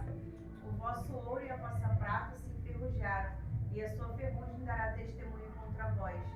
E comerá como fogo a vossa carne. Entesourastes para os últimos dias. Eis que o jornal dos trabalhadores que ceifaram as vossas terras e que por vós foi diminuído, clama, e os clamores do que ceifaram entraram nos ouvidos do Senhor dos Exércitos. Deliciosamente vivestes sobre a terra, e vos deleitastes, cevastes vossos corações como no dia de matança. Condenastes e matastes o justo, ele não vos resistiu. Entenderam aqui por que Tiago está denunciando esses ricos? O problema não é a riqueza propriamente dita. É como que eles tinham aquela riqueza. O segredo todo está aqui, ó. Versículo 4. Eis que o jornal dos trabalhadores, o que é isso? O salário, né? A diária dos trabalhadores que ceifaram as vossas terras. Lembra que eu falei que o pessoal, na maioria, era trabalhador de lavoura? Olha aqui, ó. O jornal, o salário do pessoal, e que por vós foi diminuído. Diminuiu o salário do pessoal. Diminuiu para quê? Para colocar mais no bolso deles. Colocaram mais dinheiro no bolso para às custas do trabalho de exploração. Aí olha o que Tiago diz. Os clamores dos que ceifaram entraram nos ouvidos do Senhor. Gente, isso aqui é tão interessante, porque a gente precisa olhar, inclusive, o que acontece no nosso país. Nosso país tem muita injustiça social, né? Muita desigualdade e tudo mais. E parte dessa desigualdade é causada justamente pela opressão de ricos que enriquecem às nossas custas. E aí, a gente às vezes fica só esperando a vinda do Senhor, né? Quando Jesus vier, a gente vai para o céu, aí lá acabou nossos problemas. E esquece que o Senhor também faz justiça aqui na terra. Aqui o texto fala que esse pessoal que teve o salário diminuído, sabe o que eles fizeram? Clamaram. E sabe qual foi o resultado? O Senhor ouviu o clamor deles. E porque Deus ouviu o clamor deles, qual seria o castigo? Isso tudo que Tiago já disse. As vossas riquezas estão apodrecidas. É Tiago dizendo que tudo aquilo que eles ajuntaram, que eles se enriqueceram, que eles tinham como o Deus deles, né? Que é o mamon, o dinheiro. Tudo isso vai ser comido de graça. Deus vai abater e vai tomar a riqueza daquele pessoal. Por exemplo, gente, domingo à noite, às vezes, quando eu chego da igreja, dependendo do horário, se eu ligar a televisão e ver o Fantástico, é muito frequente, Fantástico tem muita reportagem assim, frequentemente mostra esquemas de corrupção que foram descobertos, desvio de dinheiro que foi descoberto, não sei quem na área da saúde que era um 71 ou que enganava as pessoas, aí conta a história, mostra a pessoa está presa, perde, tudo aquilo. Sempre que eu vejo situações desse tipo, eu imagino algum crente que sofreu um prejuízo daquele e que clamou. E Deus ouviu o clamor. Eu não tenho pena quando eu vejo um camarada que é político corrupto, desonesto, ou gente que é funcionário público e é desonesto, militar que é desonesto. Eu não tenho pena quando pessoas assim sofrem o dano daquilo que fizeram. A casa cai. Não tenho dó, porque eles causam prejuízo para muita gente. E entre essas gentes prejudicadas, tem lá um crente, uma irmãzinha de oração que fala: Deus, faz justiça. O Senhor está vendo o que está acontecendo. E Deus, Ele ouve o clamor do pobre. Ele ouve o clamor daquele que precisa. Então a gente também tem que ter essa fé de não ficar de braços cruzados para as situações, não. Entender que Deus sim faz justiça. E também não procurar riqueza, não procurar bem material às custas da exploração de ninguém. É melhor ter pouco de maneira honesta do que acumular riqueza às custas de exploração dos outros. Se você tiver um comércio que seja, trate todo mundo, principalmente os seus funcionários, com a maior dignidade possível. Sempre faça tudo com honestidade, com dignidade. Seja seu cliente, seja seu sócio, seja seu funcionário.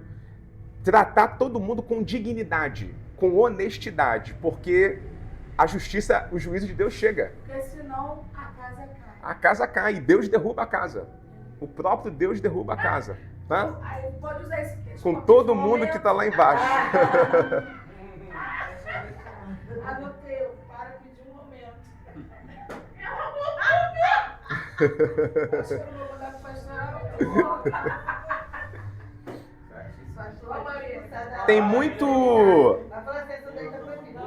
Tem muito crente que, assim, é terrível trabalhar para alguns crentes. Porque, às vezes, o próprio crente não sabe tratar o seu funcionário, que é irmão em Cristo, com dignidade. Só quer o lucro. Oi? Meu patrão é igual o Faraó. Pelo menos ele é crente, né? Não. Mas a dessa vai cair. É esse rico. Ora, começa a orar. É preso. Quero Começa a cara. orar. Ele fala que o dinheiro dele paga tudo.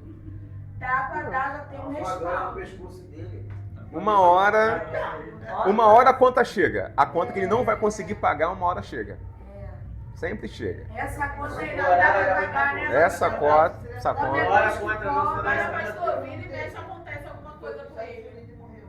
Já queimaram 2 caminhões dele que estavam na calçada da empresa. Vira e mexe, Falando ele mal, tem falando prejuízo. mal, não tem jeito. Pois é, Mas não aprende. pois é. Agora tá usando, agora vai entrar essa... Não, aí chega a virada do ano e ele quer que a gente ore por ele. Só lembra de Deus no ano novo. Olha esse versículo aqui, ó, Tiago 1. Vamos primeiro ler o 26. Tiago 1, 26. Pode ler aí. Se alguém entre vós cuida ser religioso e não refreia sua língua, antes engana o seu coração, a religião desse é vã. Primeiro, ó, a religiosidade que não doma a língua é vã. Tiago vai tratar melhor sobre isso no capítulo 3. Versículo 2, ó. Capítulo 1, versículo 26. Aqui no capítulo 3 ele diz: todos tropeçamos em muitas coisas. Se alguém não tropeça em palavra, o tal varão é perfeito, poderoso para também refrear todo o corpo. Gente, todo mundo tropeça. E todo mundo tropeça em palavra. Se alguma pessoa não tropeça em palavra, o camarada é perfeito. Tá notando a ironia que o Tiago está usando aqui, né? O que ele está dizendo é óbvio, todo mundo erra em algum momento. Aí a questão é, se todo mundo erra no falar, qual é a maior estratégia para eu errar menos? Falar mesmo. Falar menos.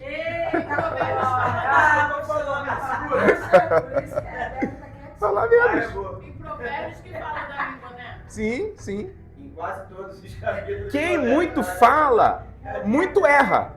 Tá? Quem muito fala, muito erra. Por isso que assim, eu sempre sou muito... Eu sei que tem a ver com o assunto, mas é um parênteses.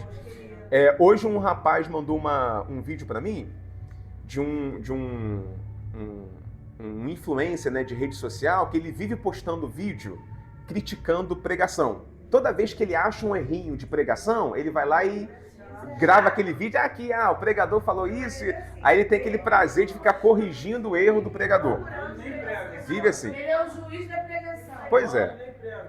Quando a pessoa se comporta assim, não prega. Porque, gente, todo mundo que prega... Não. Todo mundo que prega... Todo mundo que prega com frequência... É um moreno de óculos. Fica... Enfim, fala. Quer seguir o pessoal, né? Quer seguir. É um loiro.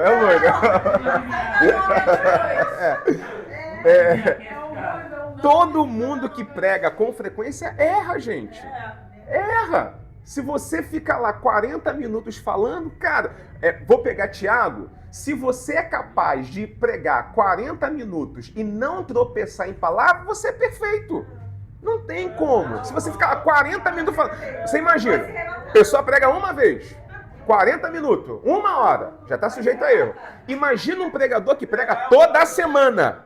Imagina o pregador que prega de 2 em 2 dias, 3 em 3 dias. Cara, vai errar. Imagina o professor que dá aula todo dia. Eu dou aula todo dia. Vou errar, é óbvio. Quanto mais você fala, mais você erra. Né? Por isso que eu sou muito... O cara não fala Adão e Eva. O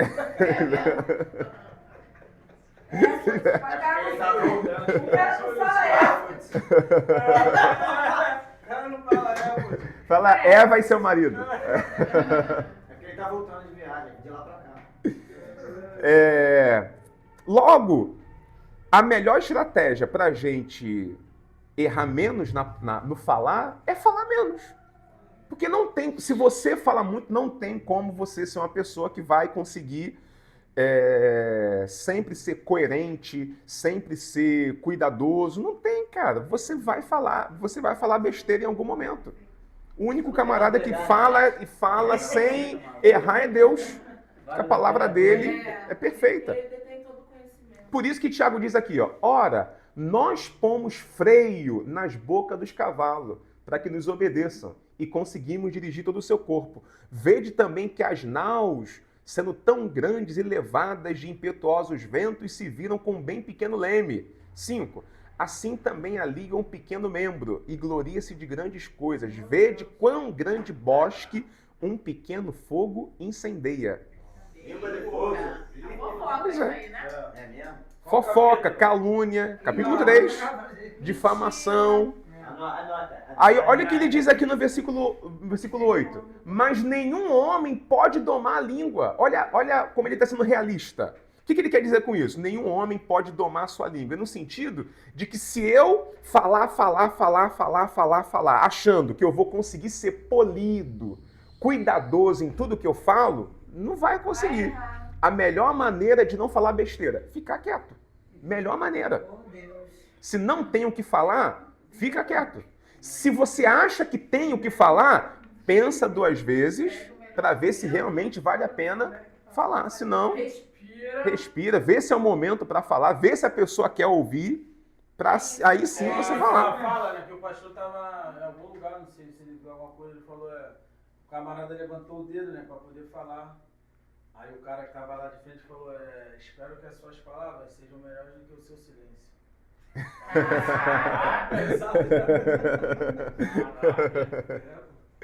Pois é. E a outra recomendação que Tiago... Virou até um silêncio aqui na sala.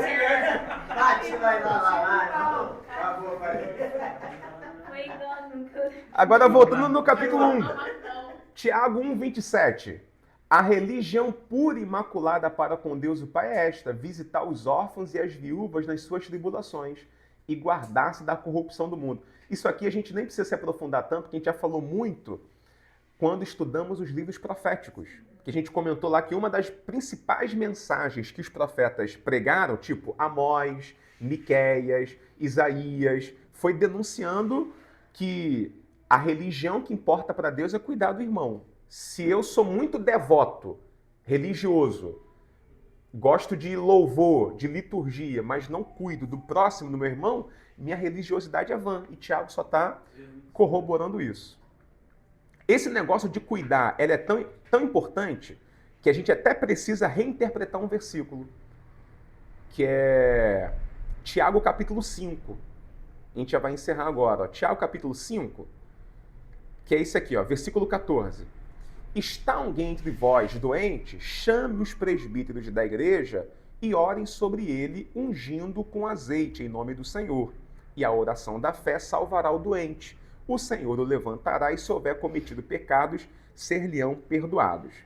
Esse ungir que Tiago diz aqui, a gente acabou adotando a prática, em muitas igrejas, né, da unção com azeite de consagrar a pessoa. Então a pessoa, sei lá, tá doente, tá enferma, vem na igreja, chama a equipe de pastor, tem lá geralmente um vidrinho no púlpito, pega, aplica o azeite lá de forma simbólica, né, para orar pelo irmão. Presta bem atenção no que eu vou dizer, não tem problema nenhum.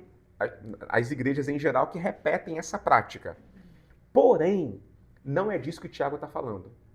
O que Tiago está explicando aqui, esse ungir com azeite, era aplicar óleo na ferida, na dor, no machucado. Exatamente. É tipo a do bom samaritano, de Lucas capítulo 10. Olha aqui, ó.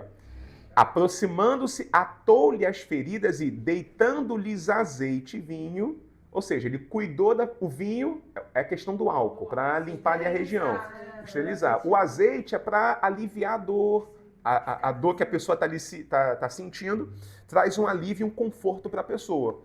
Então, quando aqui em Tiago 5, ele recomenda a aplicação do azeite, é primeiro com esse foco. Tá alguém doente? Ou seja, tem algumas doenças, tem algumas dores que requer um tratamento médico. Então, o que você faz? Chama os presbíteros, que são os anciãos da igreja, as pessoas mais experientes, chama esse pessoal para, primeiro, aplicar um medicamento, vamos dizer assim, né, o óleo, para aliviar a dor da pessoa. E orar. A oração da fé é que salva o doente. Ou seja, percebe que não é o azeite que cura o doente. A oração da fé salvará o doente. Eu tô explicando isso aqui porque essa parte do ungir com azeite também tem a ver com cuidado. Ou seja, está alguém doente, faça como bom samaritano. Aplica o azeite e o vinho, ou seja, cuida daquele doente. Não é simplesmente, tá doente, passou um óleozinho na cabeça, vai para casa e que Deus te cure. Não, o que eu posso fazer para te ajudar? Tem alguma coisa que dá para a gente te ajudar? Às vezes é uma questão de um tratamento, de um medicamento, de um remédio, de uma orientação, alguma coisa que talvez esteja ao nosso alcance fazer, em vez de só vamos orar e tá nas mãos de Deus. Exato. O que a gente pode fazer? A pessoa tá com um problema de saúde, a gente pode buscá-la para vir para a igreja, podemos levá-la em casa, isso tudo é incluído aqui, é cuidar da pessoa. É cuidar da pessoa, é um cuidado. Né? Eu acredito no azeite. Vai mandar a garrafa de galo lá pra cá. Pastor, aquela. Deixa eu falar, a oração do justo é o que? Não, eu tô falando pra ele aqui, né? Tiago 5,17. Deixa eu ver aqui. Justo é o quê? O senhor falou, eu esqueci. É o sobrenome do cara. Tiago Justo. Tiago Justo. Só que aqui, nesse contexto aqui da carta, tem que lembrar que justo para Tiago é quem pratica boas obras. Porque lembra que ele disse no capítulo 2 que o homem é justificado pelas obras e não somente pela fé. Então ele está contemplando aqui a ideia de uma pessoa que é realmente correta no seu modo de agir, no seu comportamento, porque a oração feita por uma pessoa dessa é eficiente. Deus ouve. Tá? Deus ouve. Yuri, mas e a oração do camarada que está todo errado? Está todo em pecado? Depende. Se for para pedir perdão, Deus atende, né? Por quê? Justo ali é quem tem uma vida, né? Uma vida correta. É uma vida correta. É importante frisar isso porque ele está prometendo eficiência na oração de alguém que é justo no dia a dia. Aí ele cita o exemplo de Elias. Aí olha o que ele diz. Elias era homem sujeito às mesmas paixões que nós. Mas por que ele está falando que Elias é sujeito às mesmas paixões? Ele não está dizendo que Elias tinha uma vida errada igual a todos nós e por isso ele, mesmo assim, ele orou e aconteceu. Não, negativo. O que ele está dizendo Elias era uma pessoa sujeita à tentação como todos nós, mas ele se consagrava. Ele tinha uma vida com Deus de verdade. Ele era íntegro. Porque ele era íntegro, ele era justo, ele pediu que não chovesse por 3 anos, não choveu. A Bíblia também fala de gente que está em pecado e tenta orar e Deus não atende. Inclusive, a gente já leu esse versículo uma vez em Isaías capítulo 1. Olha aqui, versículo 15. Quando estendeis as mãos, escondo de vós os olhos. Quando multiplicai as vossas orações, não as ouço, porque as vossas mãos estão cheias de sangue. Então a oração eficiente é a do justo. Não é a do camarada que está com a vida toda errada e ainda acha que tem moral para pedir alguma coisa para Deus. É a oração da pessoa íntegra que, apesar de estar sujeita às paixões, às tentações, ela tem feito como Elias. Ela tem procurado se consagrar a Deus e assim, por meio disso, clamar e ter resposta. Tanto que no contexto, lembrem, o contexto aqui tem a ver com perdão de pecado. Olha aqui, versículo 15. Se houver cometido pecados, ser-lhe-ão perdoados. Confessai as vossas culpas uns aos outros e orai uns pelos outros para que sareis. A oração feita por um justo pode muito ser feita. Olha o contexto. A ideia aqui mais ou menos é o seguinte. Eu estou doente por um pecado que eu cometi. Evidente, não é toda doença que é por causa de pecado. Mas vamos supor que, especificamente no meu caso, eu estou doente por um pecado que eu cometi. Aí eu vou no meu pastor da igreja, vou no irmão da igreja. Enquanto eu não confessar o meu pecado, pode todo mundo orar por mim. Eu vou continuar doente, porque o meu problema é o pecado. Aí o que o Tiago fala? Você quer ser curado? Confessa a tua culpa, o teu pecado para o teu irmão. E aí, se você colocar para fora e confessar, você é o pecador que está pedindo perdão. Ele é o justo, que vai orar por você. Aí o que Tiago diz? A oração feita pelo justo pode muito em seus efeitos. Eu, estando em pecado, eu não vou ter resposta. Mas se eu confessar o meu pecado a um justo, a um homem de Deus, esse homem de Deus vai me acolher e vai interceder por mim. A oração feita por um justo vai ter seus efeitos. Tá? Justo aí é o mesmo do palavra significado lá de Noé? Gênesis? De Noé também. Tem essa conotação também. A justiça no Antigo Testamento também tinha a ver com integridade, né? Com ação, com comportamento. E no caso de Jó também. Também, íntegro, Aí no justo. caso, os amigos do Jó falou o que o senhor falou aí mais ou menos, né? Confessa aí, cara. Deve ter alguma coisa. Achando que o problema dele é dar pecado. Isso aí. Eles associavam, né? Fez alguma Pois é. coisa, não é possível. Associavam Também a aquele que vida não errada ouve- com pecado. Aquele que não ouve a mulher também, Deus não ouve a oração. Essa aí, né? E a mulher olha aqui, ó. Ah, tá falando pra caramba. Não pode. Bom, gente, é isso, tá? Vamos Melhora, né? encerrar por aqui. Semana que vem a gente fala de Pedro e Judas, tá? Pedro e Judas. Primeira Pedro, segunda Pedro e Judas. A gente fala semana que vem. Vamos colocar de pé, Fica falando orar. com ela.